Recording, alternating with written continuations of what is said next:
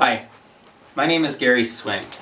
In 2010, I was a Green Party candidate for U.S. Representative in Denver. I have filed as a candidate for the Arizona Green Party's presidential preference election on February 28th. The Green Party is a global movement that nominates candidates for public office in most democratic nations around the world. The Green Party is founded upon the principles of nonviolence, ecology, social justice, and grassroots democracy. Green Party candidates have been elected to national parliaments in many other countries, primarily because most democratic countries use proportional representation voting systems, rather than the winner-take-all voting system that we use in the United States. Proportional representation refers to voting systems in which political parties or candidates win representation in legislative bodies in proportion to their share of the votes. For example, if the Green Party wins 5% of the vote, they would win 5% of the seats in the legislature under a proportional voting system. There are different types of proportional representation. Under party list systems, each political party nominates a list of candidates to represent it in legislative elections. Under a single transferable vote system, or STV, voters rank individual candidates in their order of preference, first choice, second choice, and so forth. If a voter's first choice doesn't get enough votes to be elected, then their vote is transferred to their highest ranked candidate who can be elected. The same candidate ranking method is used for what is known in the US as instant runoff voting. However, instant runoff voting is used in a single member district to secure the election of the most popular candidate, while STV is used in multiple member districts to secure proportional representation. In a 9-member district, a candidate could be elected with 1/10 of the vote under STV.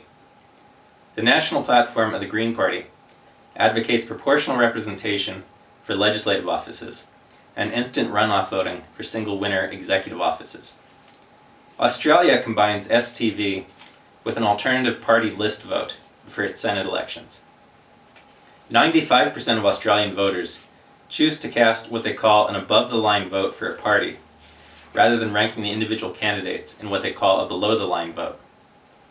As a Green Party candidate, I propose to abolish the U.S. Senate and elect the U.S. House of Representatives by the method of proportional representation used to elect Australia's Senate. True proportional representation enables most voters to elect representatives of their choice and makes every vote count. This eliminates the perceived problem of voting for the lesser of two evils under a two-party system, while providing fair representation for a diverse population and encouraging more substantive public debate of real issues. Under the winner-take-all voting system that we have here, elections are largely a meaningless charade. The outcome of most elections is predetermined by the demographics of each voting district. Most districts are dominated by a single party. The corporate media only covers establishment candidates who represent their narrow agenda. They ignore dissidents who advocate genuine reform and exclude them from candidate debates. The corporate media treats elections like horse races. They focus on distractions instead of real issues. Campaign financing corrupts the political process, making elected officials indebted to the corporate interests that finance their expensive campaigns. As a Green Party candidate, I support a ban on corporate campaign contributions, a fair system of public campaign financing, caps on campaign spending, verifiable ballots, fair media access for all candidates, and open debates that include minor party and independent candidates. The office of the president has become a military dictatorship, regardless of who holds the office. I propose to eliminate presidential elections and decentralize political power.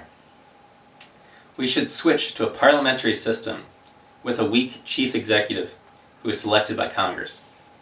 Congress should be able to remove the executive at any time on a vote of no confidence. The United States has built the most extensive empire in history. The U.S. has engaged in illegal, immoral military attacks against the people of more than 70 nations since the end of World War II, killing millions of people in the process of securing global economic imperialism. These war crimes are always sold to the public on a foundation of lies. Sane people don't maintain and build an arsenal of nuclear weapons capable of exterminating all life on Earth. Sane people don't sponsor dictatorships and death squads in the name of freedom. Sane people don't bomb hospitals and schools and churches and factories and power plants and water treatment facilities. The Green Party has consistently opposed illegal U.S. military interventions, including the bombing, invasion, and occupation of Afghanistan and Iraq.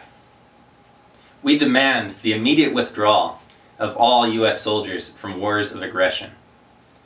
As a candidate, I advocate upholding the Kellogg-Briand Pact, which outlaws war as a tool of foreign policy. The United States should shut down all its foreign military bases, restrict its military to non-offensive defense of U.S. territory, abolish all of its weapons of mass destruction, and eliminate the CIA.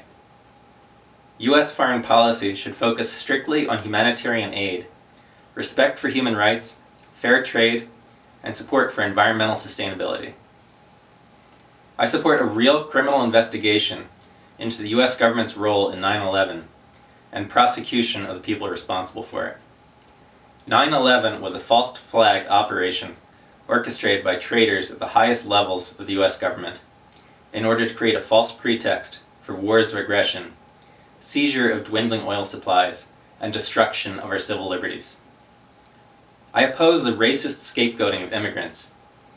We must address the real causes of high immigration levels: an unsustainable, high-consumption lifestyle in the United States, economic globalization policies that exploit third-world nations for the benefit of transnational corporations, and labor policies designed to drive down wages. We must reform international trade policies to protect labor, human rights, and the environment. Fair trade should promote local self-reliance, not foreign corporate domination. I support international work permits that are not tied to a specific employer. Without the environment,